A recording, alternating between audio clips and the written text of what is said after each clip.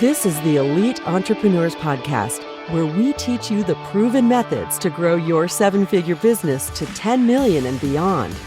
Please welcome your host, Brett Gilliland.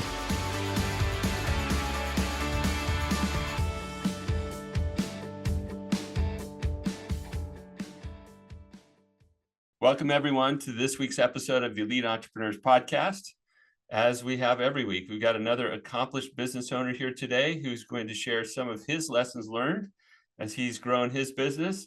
He is Jeff Badu with Badu Tax Services. He's based in Chicago and has clients all over the U.S. and even other parts of the world. Now, I'm going to have Jeff share a little bit of the story about his company. Before I do, I just want to say we had him as a guest on our Seven Figure Journey podcast. And in the process of interviewing him there, we thought this would actually be a really good thing to bring over to our Elite Entrepreneurs podcast. And so we're thankful to have Jeff here with us today. Welcome, Jeff. Absolutely. Thank you for having me, Brett. It is my honor. Yeah, we love having you. We love having entrepreneurs like you who are out there creating value, who've come from different backgrounds and have accomplished great things in life and now are set to do even more with their businesses. Tell us a little bit about your business, how you got started and what you guys are up to. Yeah, absolutely. Thank you for that, Brett. And so I was born and raised in Ghana. And for those who don't know, it's on the west side of Africa, and came to the U.S. when I was 8 years old. Fast forward, I attended the University of Illinois Urbana-Champaign, where I received my bachelor's degree in accounting, as well as my master's degree in accounting. And when I was there, I was doing a few things, including interning at PricewaterhouseCoopers, or PwC, which is one of the big four, right, public accounting firms, top four public accounting firms in the world. And yeah, everything was good. I was doing internships and eventually became full-time. But while I was in college, I was also working on my own business plan. And in September of 2016, that's when I decided to turn in my 2 weeks notice at PwC in exchange for a full-time entrepreneurship ticket. And so fast forward to today, we now run a CPA firm, a tax firm called Badu Tax Services, LLC, which does tax preparation, tax planning, and tax representation services for individuals and businesses across all 50 states in the U.S. And we also have clients that are based in over 25 countries at the moment.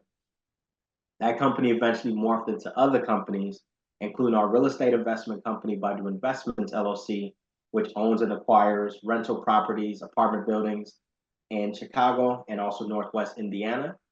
Then we have the Badu Foundation that teaches financial literacy to the communities. And lastly, my purpose in life is to inspire and support the super hungry to take hold of infinite resources in order to create an abundant lifestyle. Well, Jeff, it's impressive, not just what you've done, but who you are and the way that you tackle life. I like the super hungry reference there. That's fantastic. I have a question a little bit different question for you than I have for most guests, and it has to do with your experience at PwC. I know PwC is one of the big four accounting firms, right? Huge company, global reach. I wonder if your involvement there helped you see a bigger possibility for your business. You're already serving a global clientele right now, fairly early on in the growth of your business. And I just wonder how much PwC and what you saw there influenced the way you think about running your business. Yeah, that's a great question, Brett. And so, being at PwC, right, it's a global, multinational, multidimensional, such a firm that, they say, basically, show me your environment and I'll show you where you're probably going to go. And so when you're in an environment filled with such elite players, such elite, people, then all of a sudden it makes you want to be like them, or it makes you want to maintain that status. So being at PwC, which is such a global brand, I said, yeah, this is possible. If they can do it, why can't I do it? Of course, they have a lot more resources than I do, but I have a network, right? PwC is an extension of our own firm, Badu Tax Services, and we can be in partnership. As a matter of fact, we have a very similar partnership where sometimes PwC will refer clients to our firm that they view as maybe too small, or they just can't service that client. And so being in that environment allowed me to see a bigger picture of what business could look like. And so I definitely believe that being at PwC, such a global brand, definitely inspired me to turn our firm into a global brand as well. And being in a digital virtual world, that helped us tremendously as well. Yeah, for sure. For sure. I can't help but think of images in my mind when people share their stories, and the image that's coming to me this time is one of perspective. It's like when you get to the top of the mountain, or a hill or whatever, like when you get to a higher ground, you can see a bigger picture. And I feel like, and I'm not telling you why your life is the way it is, but I feel like that experience was formative anyway. It influenced the way that you saw things because it was such a broad perspective. And like you said, you surrounded yourself with amazing, talented people, super smart, super hungry. I know that those places are full of go-getters. And so you're around go-getters, smart people, you're seeing a broad perspective. And what a gift for you as you went in to go launch your own thing. I just think that's a cool way to start. Amen to that. That is very true.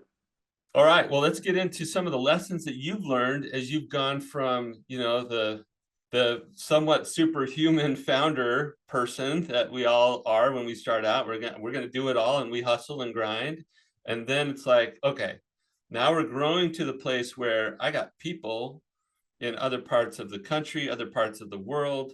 We're doing all these things, and I can't keep my arms around all of it myself. So there's a transition from this founder thing to this capable business building CEO. And I'd like to pick, I don't know, one or two, or maybe even three of the key lessons that you've learned as you've gone from that $1 million entrepreneur towards that $10 million CEO. Like, what are some of the key leadership lessons you've learned, key business building lessons you've learned? Maybe we can unpack some of those. Yeah, totally. I would say in business, true success comes down to really two things. It is systems and team. Without those two things, you can't really achieve the dream as much as you want. So when I started out, I wanted to be a solo shop, right? Just me. I wanted 150 clients that are paying me. Basically, I wanted to make $150,000 a year for the rest of my life, right? Small thinking, small picture, and of course, no fault of my own. It's just how I thought. It was the world that I saw. And then going through different experiences, reading books like Rich Dad, Poor Dad, and the 4 Hour Work Week, and all of these other resources, right? All of these elite players. I'm like, wait a second. Why do I have to limit myself to such small thinking when I can expand? Robert Kiyosaki said there's a left side and the right side of the cash flow quadrant. If you're on the left side, you pay a lot in taxes and you do most of the work. If you're on the right side, you pay less taxes and you do less of the work. So I'm like, wait a second. I can make more money, pay less taxes, a topic that I'm very familiar with. Like, why in the world would I want to be on the left side when I could be on the right side? So basically, that inspired me and fueled me to hire a business coach. And one lesson I would tell anybody today, if you're just starting, or even if you're in business today, especially if you're just starting, get a coach. Get somebody who's more experienced than you are, someone who knows more than you do about the field, someone who's been there, done that, and will help you prevent making mistakes that you would have made 20 years from now. Literally, they would help you prevent mistakes you would have made 20 years from now. And I made a lot of those mistakes in the beginning because I did not have a coach. I did not have somebody experienced enough to say, hey, instead of you doing the work, why not teach somebody else to do the work on your behalf, maybe 80% as good as you can, and then they'll make up the 20% eventually, right? That's how you grow. That's how you scale. So when I started out, I was doing a 16-hour work days, right? 80-hour work weeks. And fast forward to this point, my average working is 21 hours a week, right? So I shifted from 80 hours a week to 21 hours a week. By the way, I was working 80 hours a week at PwC and started my own business, still working 80 hours a week, thinking I'm going to get out of the burnout environment, but I got into even more burnout. And in 2018, I almost gave up my business because I was burnt out. But that's when my business coach came to me and taught me the 12 practices of life, 12 practices of business. And basically, the two components, the two critical things that I learned, systems and team. Without a system, you won't be able to create something that's scalable, right? That somebody can duplicate and replicate and implement. So it really takes good systems. So you have to have great systems in place that are well written out, well thought out, well tested out. There will be trial and error naturally, but you have to have good systems, great systems. You have to have great people. And for me, when I started out, it was just me. Now we have a team of 25 people, and they're well trained, well educated. They're super hungry individuals. And, I would say that there's a lot of things in what I just said, but one of the most critical components, if I could say the most important thing I just said, is get a business coach. Someone who has done it before you, someone who's done it better than you, who can teach you lessons and things that that you need to know to really be successful in business, so that you don't get burnt out like I was the first few years of the business. So Jeff, I love what you shared, the systems, the team, and the critical aspects to being able to scale a business. But I want to dig in a little bit more on this idea of getting a coach. Yes, sir. Because I've talked to lots of business owners. In my business, we do training on a scaling method. We do coaching. So, full transparency. That's the place I come from. But how did you go from thinking I'm going to do this myself to being open to, oh, somebody else might help me do this a better way, maybe faster, maybe less expensive in the long term? Because I think a lot of business owners get really short-sighted around that investment. They're like, wow, I'm going to pay how much per month to get some really good help? I don't know where that's going to come from, first of all. If I did have the funds, I don't know if I'd spend that much to get a coach. But so how did you get through that wrestle with yourself to invest in yourself to get a coach?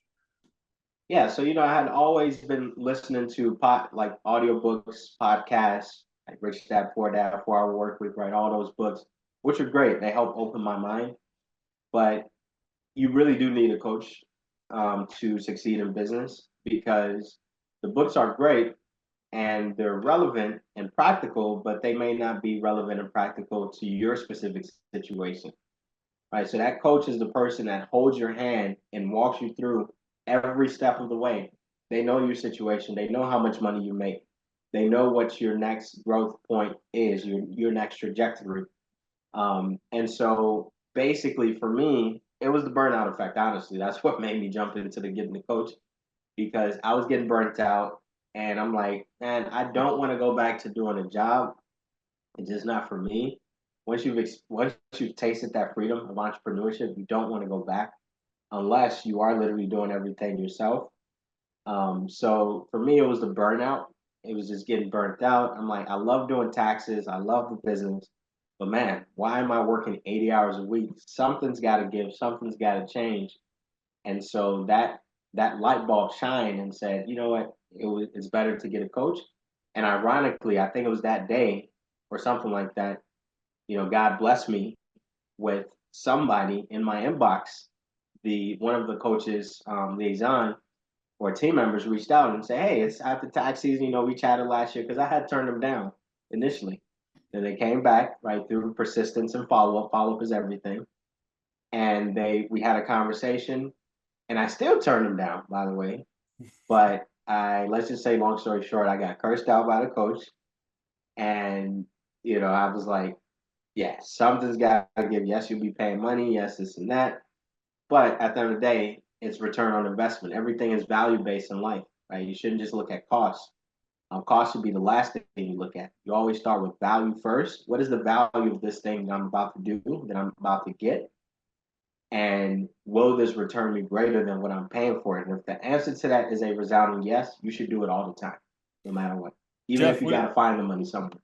Jeff, would it be too personal to have you share what, even if it was a range, what it costs to invest in a coach for a year, roughly? Yeah. So I'll tell you this. I don't want to scare anybody away, but I personally invest over $100,000 a year, coaching, training, development, leadership, right? Yeah. So that's just me personally. But I could tell But you. when you started, did you go right to that? Mhm. When you Oh, first no, no, started? no. Yeah, No. when I started, it was something on the lower end. I believe I don't have the exact number, but I believe it was something in the tune of $500 a month. Okay. So So just something yeah, simple which you started with, right? So so exactly that's 500 a yeah, month. 6,000 a year. Exactly. Hmm. But whether it's 500 a month or 2,000 a month, somewhere in this 6 to 20,000 a year range, what kind of return, because you're talking about it from a value standpoint, what kind of return do you think you could attribute to that kind of investment? Realistically, infinite Okay. because it saves you time and energy, Yeah. and money. But I would say ROI conservatively, I would say 5x. Okay. And how I calculate that is basically, based on how much my revenue was doubling every year for like 5 years or so, and then Okay. There you go. So your so revenue's doubling. You went from hmm 80 hours a week to 20 hours, basically, right? I mean, it was right, 21. yes, So sir. you're getting more time back. The revenue's Hmm. growing. Hmm. Now, if you hadn't invested in that coaching, could you Hmm. have gotten there? You're a smart guy, right? Maybe with enough time, maybe enough runway, Right. maybe 10 years later, you could have gotten there, but you got there Hmm. faster with a Right. coach. Your revenue Hmm. grew, your time back grew. Hmm. Hmm. Anyway, I don't usually spend a lot of time on this, but you hit it so hard. I was like, let's unpack this because I know there's a lot of business owners who wrestle with this. Like, people tell me I should get a coach, but Hmm. is it really worth it? And man, where's that money come from at first? It was like, yeah, but if you don't make the investment, you keep making the same mistakes and or you don't have the breakthroughs that will get you to the growth that you're really after. And so I get a Exactly. little passionate about this. Thank you for unleashing me on that. Yeah, no problem. And I would say to answer your question, would I had gotten there? Yeah, I mean, maybe at some point, but keep in mind, I was at a point where I was burnt out. I was ready to give up on the business. So probably not. I wouldn't have gotten there. I would still be working at PwC on the partner route, working 80 hours a week. And no offense, right, to PwC. I love the place. I love what they do for people. But from me as an employee, as someone who's working there, um, it's like, do I burn out with my own business or do I burn out with another place? And maybe I would have went somewhere else. Maybe I would have went to, a local accounting firm or tax firm or something like that. But at the end of the day, I I wouldn't have gotten here. Certainly not in the time that I got here had I not had that business coach. And always remember, it has to be the right coach, the right fit for you. And you always go with your gut. You always make sure, you get references, things of that nature. And so it has to be the right coach. It has to be the right fit for you. And honestly, start somewhere. At least start somewhere. At least start with somebody. It doesn't have to be perfect. Doesn't have to be an excellent, phenomenal relationship. Just start somewhere and at least have somebody next to you who, at a bare minimum, can be your accountability partner. It's very important. I love that. I love that point of view. Accountability partner, because especially when you're going at it by yourself or even with a relatively small team, you're the business owner and you may have a hard time having accountability conversations with your team, but you're not having them with yourself and your spouse or significant other really isn't serving that purpose. And maybe you put together like a board of advisors, but if you don't have somebody who's dedicated to your success in that coach role, nobody's Mm-hmm. really going to push you on the accountability front the way that they could be. Anyway, Sure. I love it. I love it. Thank Yes, you, sir. Jeff. No Um, problem. I think the great systems and the great team are both key. I lean towards people and organization development kind of stuff. So I'd like to spend the rest of our time probably just digging in on a key lesson around building the team. Because you went from 80 hours a week, basically you created your own job. You replaced your Mm-hmm. PwC job with your own job, and then you Sure. started to build a team. Mm-hmm. And I wonder what lessons you've learned about leading. I mean, you've got 25 people now. They Mm-hmm. can't all report to you. You go crazy probably. Mm-hmm. So what have you learned about hiring, or what have you learned about building the right kind of leadership structure to be able to handle a growing team? I don't want to steer it too much, but yeah, talk to us about lessons learned around building the team. Yeah, definitely. It takes the team to achieve the dream. It takes the team to achieve the dream. Without the team, you would never achieve the dream. Trust me. I learned that lesson the hard way as I was getting burnt out trying to do it on my own. And so that is one lesson in itself, right? But to get more specific, have core values. Um, and core values are the most important things to you. So, for example, one of our core values is super hungry. And our hiring criteria, somebody may ask, hey, what's your hiring criteria? I literally give them a one-page sheet that has our 12 core values in it. And there goes our criteria. If you check the boxes, then you're good to go. If you don't, unfortunately, it's a no. And it doesn't matter who it is. It could be a family member I'm close to, right? Whatever the case, the most talented human being on the planet, Elon Musk, right? It could be anybody. But if they don't meet the core values, they can't work with our firm.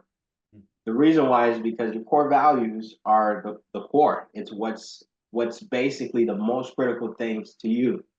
As great as somebody is, if they don't align with your core values, you won't be able to work together successfully in the long run. Maybe 1 or 2 years, maybe 3, 5, 10, absolutely not. Because people will show their true selves over time. And so for us, when we hire somebody, our criteria is the core values. That's how we check them off, right? That's going to be our criteria. So hire people that are in alignment with your core values. And if there's even one red flag that you notice, somebody may be, for example, lazy. You know, they sound lazy, where they just sound so defeated, so unmotivated. Well, that's not going to fit well with our core values because super hungry is at the top of the list. So hire those, partner with those that align with the core values. And honestly, some of it is luck in terms of who you find. Like our COO, for example, he is somebody who's in an organization I'm a part of called the National Association of Black Accountants. And he literally, right, he was going through a tough time, but he drove all the way down to my office Christmas 2017. I'll never forget. And he said, I want to work with you. Right. That, like, to drive from the south suburbs in Chicago, it's about an hour and a half drive to get to where I'm at. That alone, and in snow too, right? That alone demonstrates super hunger.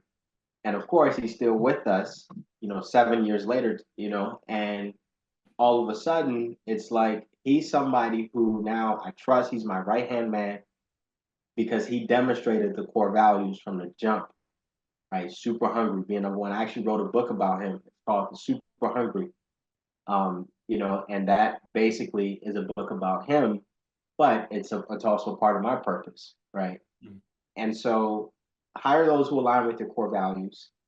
Hire slow, fire fast, right? I truly didn't really understand what that meant until I had team members who basically have left or we've had to let go. We've had more team members leave the firm than we've hired or than we currently have. And so, yeah, hire, but part of the reason for that though is we didn't hire slow, fire fast enough. And that don't rush the hiring process. Yes, there's times where you need people, but if they're not the right fit, they're not the right fit. It's better you burn yourself out just a little bit than hiring the wrong person who can cost you some real money. So we're still feeling the pain today of some people that we hired that not only were they not fitting with the core values, but they also didn't have the level of knowledge and expertise that we needed them to. Mm-hmm. And so hire people that align with the core values. Hire slow, fire fast, right? And then last point, make sure these folks know what they're doing. Hire experienced people. The number one thing that has cost me money in both my tax business and my real estate business is lack of experience from those who I've hired. So make sure that you have criteria, right? So for example, someone who joins a firm now has to have 2 years, like as a tax preparer. They have to have at least 2 years. Actually, no, we changed it. It's 5 years now. 5 years of tax preparation experience, right? Have they made it through 5 tax seasons yet? And it takes willpower to make it through 5 tax seasons. Trust me, right? Do they have credentials, CPA, enrolled agent? So have criteria, have non-negotiables. So not only have the core values, but also have experience requirements. And as long as you have those 2 things, I think that you'll set yourself up for success in terms of hiring the right person. Let me throw a last bonus point. This one is new. I'm hired through agencies. I'm a fan of hiring through agencies because the agencies do a lot of the hard work that you should be doing, background checks, experience verifications, and they also take some liability in case the team member doesn't go too well. So for us, our best talent nowadays is coming through agencies Mm. and credible agencies. Like our sales team comes through an agency. Our tax review preparation team comes through an agency. So hire through agencies, people who are trusted, verified, legitimate, credible sources. So that would be the bonus point that I have in terms of team and hiring. Well, Jeff, you just gave a mini sermon on building team, and it was amazing. So I'll say amen to that. And Yes, then sir. I want to call out a couple things just because I guess that's what I do as a podcast host. But one of the things I'm going to call out, and you were very specific earlier when you said, I used to work 80 hours a week. Now I work 21 hours a week on average, right? And it's like only an accountant would say it that precise, 21 hours a week on average. What our listeners do not know, and that I just realized, is that, and I don't know when this episode is going to get published, right? We have a process, and we have several episodes already queued up. So by the time people listen to this, they will not fully appreciate what I'm about to share with them. You are here with me on April 5th. You have a tax accounting firm. It is April 5th. I know many accountants. I know many tax guys, and they're not talking to me on April 5th. They will not, because they're too stuck in the business. Their hair is on fire. Now, you really have created a team. This is not all fluff. What you shared today is real based on the fact alone that you're sitting here with me on April 5th. So that's kind of a weird thing to call out on an episode, but I'm like, what? This is a tax guy talking to me, 10, 11 days before the day. Like, this is crazy. Yes, sir. And get this, if it was April 15th, I still would be here. Yeah, well, of course, right? You would, because you've created a business built on systems and people that allow you to be where you need to be and where you want to be. And that's impressive, super impressive. So my hat's off to you for doing that. No, I appreciate that. We actually have a client, very big client, by the way. And this was, I think, April 14th last year, like literally last year, April 14th. And he made a comment at the beginning of the meeting. He was like, man, like for an accountant, you seem very calm during the most chaotic time of the year. And I told him it's simple: team and system. Yeah. Right? Team and system. Yeah. And that was my answer to him for that. You're living it. You're breathing it. Well, thank you for that. I can't help but draw another thing here, and then I'll try to let you go back to April 15 land. The point that you made about core values, again, coming from somebody who has to be so grounded in facts and structure and truth, right? Like accountants, I don't usually meet accountants who are applauding core values. Like core values gets to be a little fuzzy. It's like, really, that I hear companies talk about purpose and mission and vision and values and stuff like that, but is that for real? And for you to come on here as a tax accountant, CPA firm, and say it starts with values. The only way to get team right is to get values right. That's powerful for me, and I just want to call that out for everybody. This is somebody who lives in numbers, structure, finance, what is real. And Jeff's the one telling you got to start with the values if you want to get the team right. I couldn't agree more, but I just wanted to call that out a little bit. No, I appreciate that, Brent. Definitely appreciate that. Yeah, you're an exceptional business owner, exceptional human being. I really appreciate you being on the show today. People, if you take nothing out of this, but these few lessons, get a coach. Figure out what the systems and team are for your business to achieve what you want to achieve. And on the people side, for heaven's sake, get clear on your values and then hire, lead, and fire to those values. He said hire slow, fire fast, right? Hire, lead, and fire to those values. Make sure you're getting great people. That's huge. If you do that, you can build the business you want. So, Jeff, any parting words for all of these great 7-figure business owners who are trying to do the thing out there? Yeah, definitely. I would say keep at it, keep the spirit going, keep the entrepreneurship spirit. The world needs more entrepreneurs. The world needs more leaders, and understand that you should never go it alone. As a matter of fact, PwC taught me that never go it alone. Right? Always reach out. Always have a support system. Always have help, mentors, coaches, entrepreneurs, and keep the spirit going. Keep the spirit alive. And I would say whatever dream that you're looking to achieve, you will achieve it as long as you have good systems and you have a good team. Mm. And please, if you don't have a business coach, make it an effort by the time you listen to this podcast to get one. If you need any, basic recommendations, if you want to talk to me directly, feel free to reach out to me. Yeah, I'm let's more than do that. happy. Yeah. Yeah, How do people learn more about Badu Tax absolutely. Services or connect with you? Yeah, definitely. And so the first thing is you can feel free to call our office, which is 773-819-5675. That's 773-819-5675.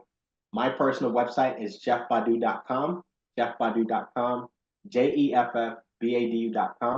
It has a ton of educational materials, taxes, finances, wealth, and also a chance to get to better know me, get to better understand me and my story as well.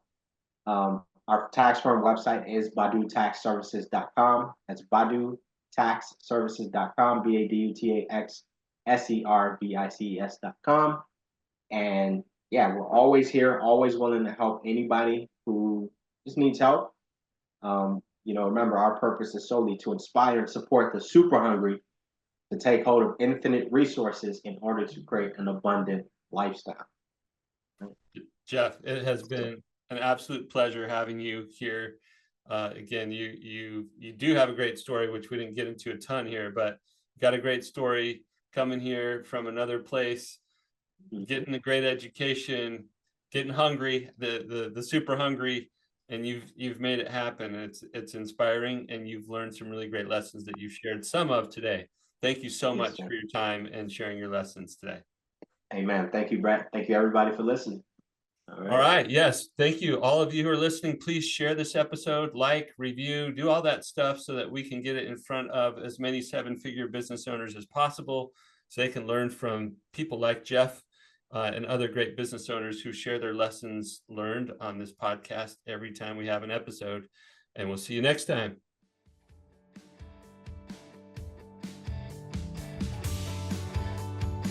You've been listening to the Elite Entrepreneurs Podcast with your host, Brett Gilliland. Be sure to leave a rating and review wherever you listen to your podcasts. You may also want to visit our website, eliteentrepreneurspodcast.com, to find additional resources to grow your business from 7 figures to 10 million and beyond.